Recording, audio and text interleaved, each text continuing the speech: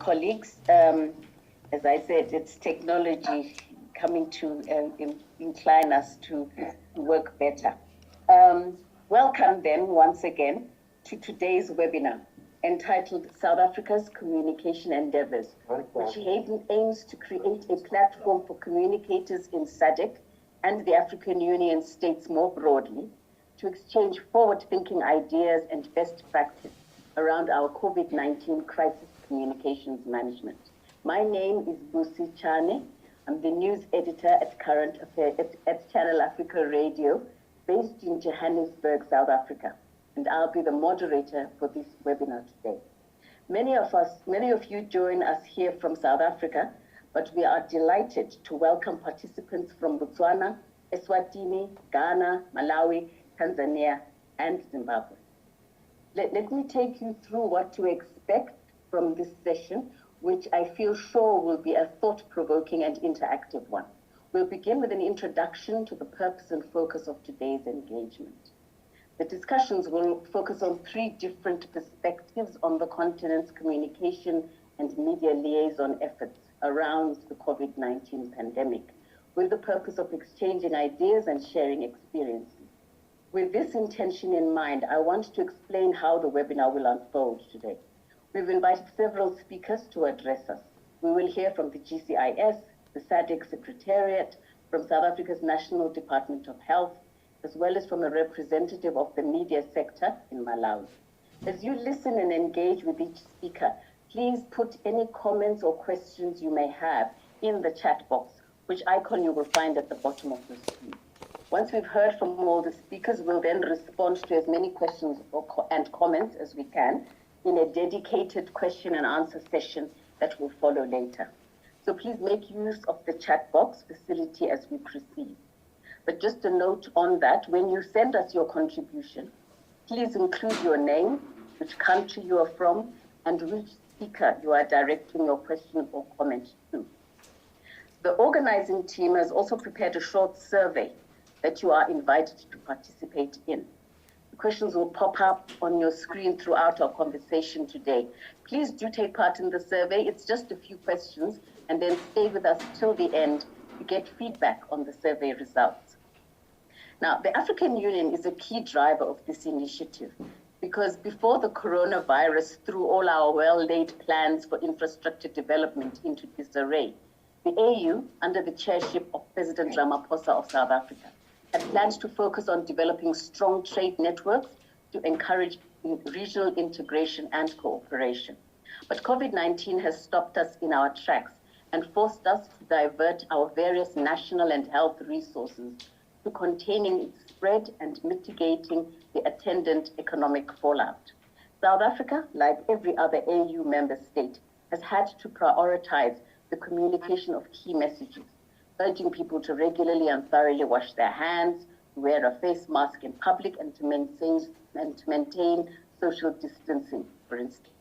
So one of the aims of this webinar is therefore to interrogate how effective this behavioral change campaign has been in South Africa, and how as African countries we can collaborate to ensure our interventions achieve the desired effect.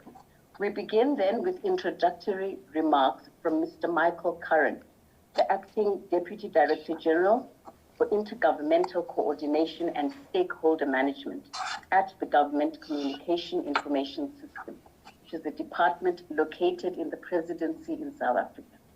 He is responsible for work placed on platforms of public communication, with an emphasis on those enabling direct communication between government and the public. The current campaign around fighting COVID-19 through public education and information is one such campaign, driven through a government-wide communication response. Mr. Curran holds a master's degree in education from the RMIT University in Melbourne, Australia. Mr. Curran? Thank you very much, Program Director, distinguished guests, ladies and gentlemen. Friends, we are meeting at a time where our collective worlds have been thrown into a crisis, and a mini crisis, as you see, is even in our midst today to try and get technology to work on our side as often as we've rehearsed this week. So apology to the members for not being able to hear our AU anthem. But this pandemic has thrown us as a world into consternation. And nations across the globe are locked in the struggle for survival, actually. The pandemic has hit us very hard. And it's hit our lives, it's hit our health, it's hit our jobs, it's hit our economies. It's threatened the social fabric that we have known so well. And it's forced nations to make drastic changes to the way we live our lives. Our beautiful continent has not been spared this ravage of this pandemic, and many nations on this continent have been impacted in various ways. Today's interaction is an opportunity, ladies and gentlemen, to review how African member states, and those from SADC included, have communication activities in place around COVID-19. Throughout this difficult period, we have all, no doubt, tried various approaches and responses, which we, I hope, can share today, Program Director. Our experience in South Africa has shown that due to the immense complexity of this pandemic, we've constantly had to be facing shifting goalposts. And shifting goalposts have necessitated that we have continually had to adapt and adjust our approach to better suit the realities of our nation and the people of South Africa. And I'm quite sure, Program Director, our colleague Dr. Lwazi Manzi later will give the participants a very specific taste about the work we've been doing. But what we've also learned recently is that communication and information activities have made a huge impact in the public awareness levels of this pandemic. Of the South Africans surveyed quite recently by GCIS, 93% of them knew what the virus was, Program Director, and how to combat it by the measures that you were alluding to. This led us to ask a very fundamental question. If this is the case, and there is that high level of information, why do we continue to see the infection rates climbing as they do? While the rate remains, actually, and Lwazi might elaborate on that, quite firmly within the range of the modeling that we did at the beginning and the forecasting we did, it points to a fact that many communicators who are part of this webinar today would know so well. Having information is one thing, but turning that information to make necessary and significant changes in our behavior and in our lifestyles is entirely a different matter. I'm certain that colleagues of the continent here today have had similar experiences, and I'm sure it's going to be both fascinating and informative to hear about those experiences today in this webinar.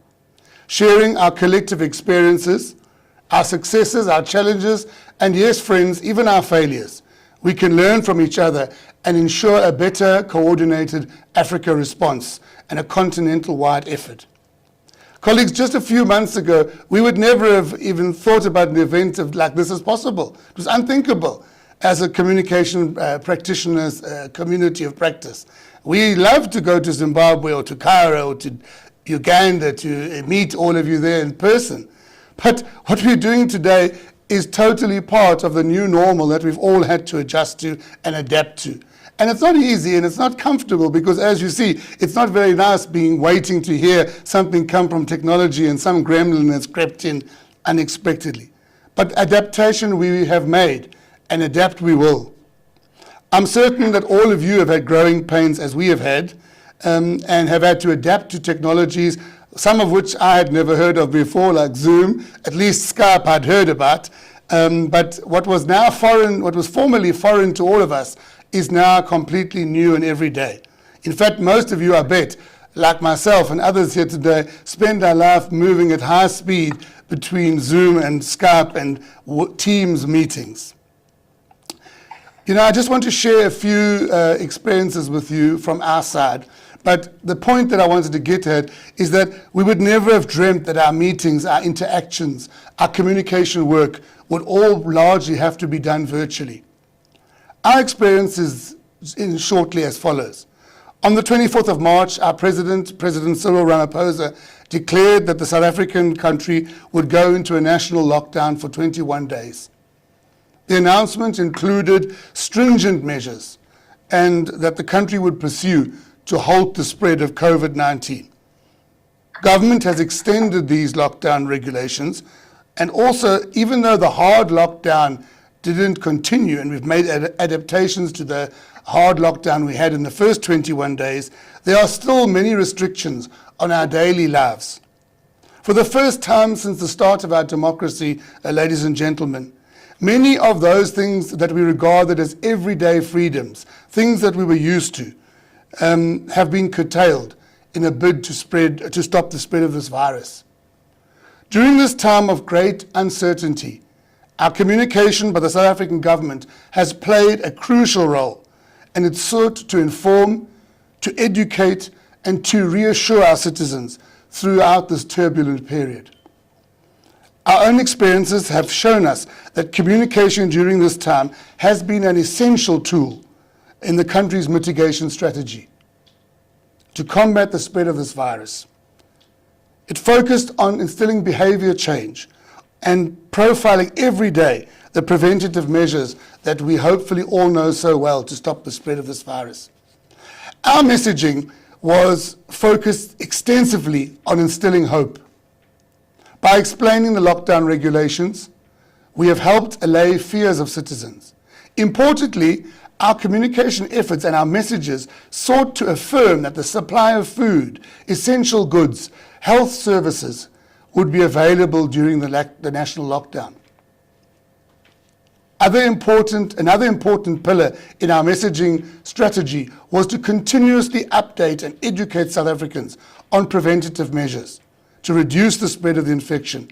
But very importantly, in our context, ladies and gentlemen, to share and explain the series of relief measures that our government mobilized to offset the worst impact of this pandemic, Program Director, on South Africans, on our businesses, on our communities, on families, and on individuals. I mean, by way of example, it was quite a big thing to reach unbanked South Africans for the first time, to ensure that that 350 Rand a day support relief from distress could reach our folks. Fundamental to our response has been the clear pursuit of ensuring that this campaign is a national effort. We built strong social cross-sector formations as well as established networks and collaborative initiatives. Through these, almost all sectors of our country are on board in this fight. Be these the business sector and the retail sector, as well as our trade union movements, our traditional leaders really reaching us into the most remote corners of our country, the multiple faith communities in South Africa, our non-governmental and civic organizations, and of course the institutions of our communities, of women, youth, disability sector, small farmers, business people, etc. Our narrative has been to be inclusive and to accept that without everybody being involved in this process, it would in all likelihood fail. Another critical aspect, and one which I'm very pleased to share with you because I've been quite actively involved in that Program Director, also with our Director General, Ms. Pumla Williams, who is also part of our discussions today, has been the degree to which we've coordinated efforts between all the structures and the spheres of government, so that we achieve this very important goal of many voices, but one core message. The machinery of the government communication system that we put in place, ladies and gentlemen, mirrors the political and technical machinery that our President and his cabinet put in place to coordinate and drive the fight against this virus. This coordination has been critical in ensuring solid messaging, but also workable and quick turnaround solutions as and when these have arisen. Friends, I thought it might be important to share with you some of these issues that have formed part of our fight against the pandemic. Various speakers today will be sharing with you similar insights, I hope, from your own perspectives in this webinar. As the Program Director said, I want to reiterate to you that we are running a survey in the background, and please, it would reflect on some of these ideas that I have thought of as critical success factors. I'd love to hear your views on those elements as well. But whatever we think, ladies and gentlemen, the main goal to ensure is that the emerging green shoots of rebuilding our economies, along with, and most significantly, the first and greatest prize of saving the lives of our citizens, That has to be achieved and realized, both in our country, South Africa, in the SADC region, and across the entire African continent. We wrestle with the impact of our interventions, and we must return to the central question of how we can harness all the communication platforms at our disposal, or develop our own solutions to inspire and energize Africans in this fight. We must assert, ladies and gentlemen, a narrative of hope rather than a narrative of hopelessness. Esteemed colleagues, within us lies the power to drive a new narrative around Africa, one of unlimited potential and a renewed hope for a better future. I'm sure that today's interaction will take us closer to this goal. Program Director, the impact of COVID-19 pandemic is being felt throughout the continent and the world. It has required that all of us adapt, but has also created many new opportunities that we no doubt will explore further today. With these few thoughts, these few words, I want to welcome everybody to this webinar. I look forward to this event being remembered as one of those key platforms where new solutions for us as the new Africa envisaged in the African Agenda 2063 were shaped and developed into something more tangible. Thank you very much, Program Director. Thank you. Thank you, Mr. Karen. I particularly appreciated your remarks about the importance of adjusting your campaign approach to suit people's needs, as well as the fact that communication is an essential tool in any mitigation strategy, particularly of this pandemic. And then also just the inclusive nature of South Africa's national campaign. Speaking as a media practitioner, I think that's been very evident from how we've carried on. And also just finally, it was the message of hope rather than hopelessness. For me, I thought that was central to how we indeed are going to be able to beat this pandemic, if at all. Thank you. So let me remind participants to make a note of your questions and comments as we go along, writing these in the chat box. I see it's already quite busy, and that runs alongside your screen now. And we'll respond to as many as we can once we've heard from our speakers. Please, once again, remember to tell us your name, which country you're in, and to whom you're directing any question or comment. Ms. Barbara Lopi is our next speaker. Ms. Lopi is Head of Communications and Public Relations at the Southern African Development Community, SADC, Secretariat, based in Gaborone, Botswana. Her unit at the Secretariat provides strategic corporate communication and awareness of SADC programs and public relations services, enabling the free flow and exchange of information within the SADC region. Ms. Lopi, who is a national of the Republic of Zambia, has previously worked in communications and public relations and as a journalist in the SADC region. Welcome to you, Ms. Lopi. Thank you, and good afternoon, viewers and the colleagues who are participating. I would like to express my thanks for inviting